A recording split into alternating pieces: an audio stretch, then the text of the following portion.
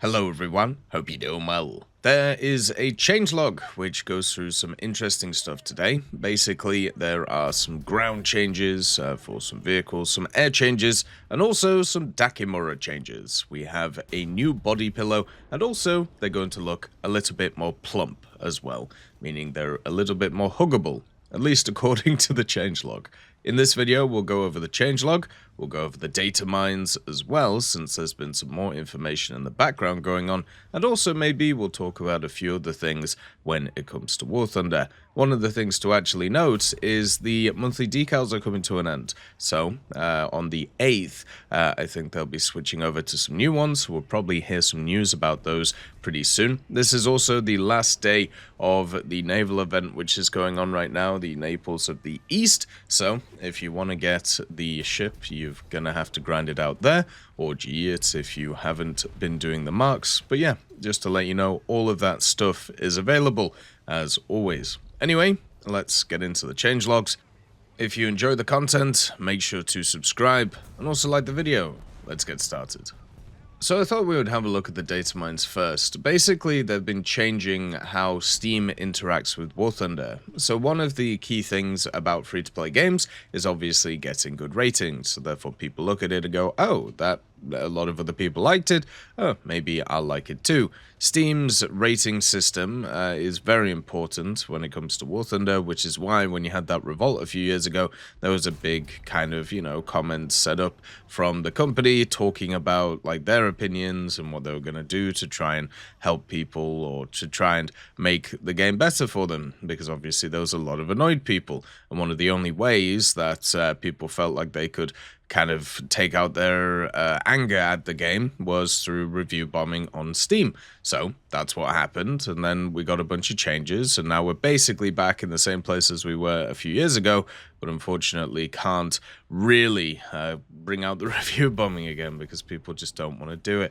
But the thing is, when it comes to Steam, is as a new player, Gaijin would kind of bombard you with messages about liking the game and leaving a comment and telling people how much you enjoy it. Well, what they've done is they've actually elongated that. So instead of it being like 2 games when you get bombarded with messages about, leaving a positive review and leaving a comment, now it's 10 games. And also at the same time, they've changed the actual rate the game on Steam pop-up to actually move it. So the close button is now a later button, and when clicked after a 30-day pause, there's a 10% chance of the pop-up showing up again each 24 hours.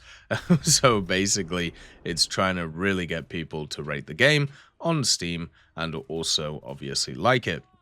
So they're just trying to push positive press for the game, which isn't a surprise. This is what every game does. It's just one of those things that's kind of interesting to see why they're doing it now of all times, after the game being on Steam for such a long time. Another thing to also mention is they've the full explosion FX for all tanks has been reworked, so it's probably going to look a little bit different. Haven't seen anything in the changelog for that, but in the data mines it was there, so maybe that's something that will come later on. And also there is a new decoration, the Chinese Dakimura. So this is basically a Chinese body pillow. Kind of surprised that the Chinese were left out for so long, but I suppose they're going to make a body pillow for every single nation at the end of the day. That's probably the idea. Drip feed it like they always do everything weeby, because guess what? When it comes to anime stuff, people will pay top dollar. Very surprised that they haven't actually monetized the Dakimura stuff, and instead it is just through codes. But I'll let you know when the codes come out for this thing. Oh, well, I'm guessing they're codes. It would be very unfortunate if it was like an exclusive thing, or it was something that you could only get through certain websites. They sometimes do that with Chinese stuff because China usually has like exclusive deals. You may see some of those weird decals with the big fat like square faces on them. Those are all like Chinese exclusive decals. Hopefully this isn't exclusive to China, because I feel like one of the worst riots that you can have when it comes to Warthunder or anything is a weeb riot. So you've got to be very, very careful about those things. But I'm sure we'll find out about its blood type soon, I'm sure we'll find out about the backstory of this Dakimura, just like we did the other ones when they all came out.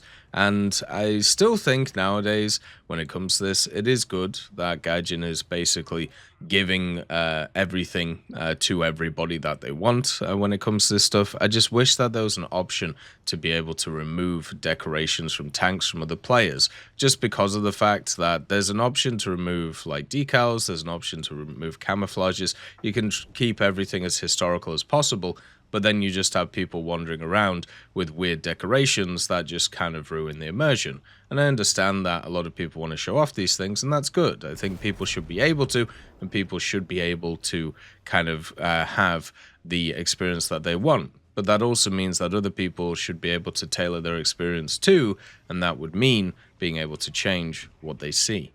For the data mine, you have update 2.47.0.89, and this one had mainly some ground fixes, but also it had an aircraft change. Basically, the Su-25SM3, there was a bug where the TV site showed an incorrect value on the azimuth scale. That's been fixed, so basically just making it make sense, I think is probably the best way of putting it. I've been playing quite a lot of top tier recently, and CAS is still very strong, but there has definitely been a slight like rebalance of everything that's kind of going around. It seems more map specific nowadays when it comes to like the use of it. Like I've seen a lot of people be very successful on certain maps which generally have mountains around, so you can basically pop up over the mountain, fire all of your ordnance, and then go behind the mountain, and then just keep doing that over and over and over again. And yeah, so it's kind of interesting to see how some maps, you just know there's just going to be a lot of CAS. Like there's that space map, which you just know there's going to be like a lot of stuff wandering around, and you've got to be very careful. But then there's other maps which are pretty flat, and as long as you have like an AA, you know for a fact that it's going to be very hard for the enemy to be able to engage you. So it does actually give a new kind of string to the bow in a way, where you can play different maps differently based on what you think the enemy is going to bring. And I kind of like it in a way. It definitely has rejuvenated the area, and it has made it kind of interesting. For ground vehicles, the logic for saving the turret position at the moment of each hit has been improved in the hit analysis. Previously, its position could become desynchronized.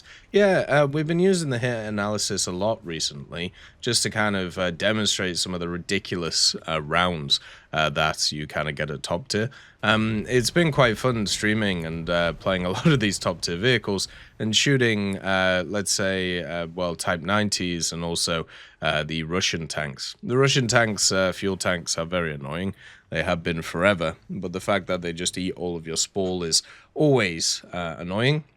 And the Type 90 is just ludicrous. They really should have, if they wanted to add in these updated damage models, they really should have added them all to everything at the same time. Because there are so many times, once again, with stuff like the Type 90, where that big old fuel tank in the front of it just eats all of the round, and it is incredibly annoying.